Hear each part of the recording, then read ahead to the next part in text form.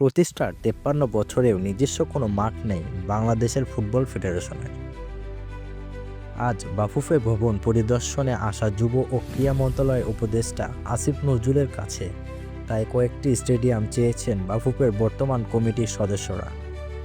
আসিফ নজরুলও আশ্বস্ত করেছেন তাদের, জানিয়েছেন ঢাকা স্টেডিয়াম, সিলেট স্টেডিয়াম ও জেলা স্টেডিয়ামে এখন থেকে পুরোপুরি ফুটবলের, তবে সেটা শর্ত সাপেক্ষে। শর্তটা হলো ক্রিকেট ছাড়া অন্যান্য খেলার প্রয়োজনে বাফুফেকে স্টেডিয়াম ব্যবহারের অনুমতি দিতে হবে। এ বিষয়ে ক্রীড়া উপদেষ্টা বলেন, ঢাকা স্টেডিয়াম, সিলেট স্টেডিয়াম ও চট্টগ্রামকে পুরোপুরি ফুটবলকে দিয়ে দেওয়ার সিদ্ধান্ত নিয়েছি আমরা। তবে শর্ত আছে, ক্রিকেট ছাড়া অন্যান্য খেলা যদি টুর্নামেন্টে আয়োজন প্রয়োজন পড়ে সেখানে আয়োজন করতে দেবে। বাফুফের সভাপতি তাবিথ আউয়াল অবশ্যই আরও কয়েকটি স্টেডিয়াম পাওয়ার ব্যাপারে আশাবাদী। বাফুফে ভবনের সামনে আজ সাংবাদিকদের তাবিথ আউয়াল বলেছেন, দেখেন, আমরা তো সবসময় আশ্বাসের উপর বিশ্বাস রাখি।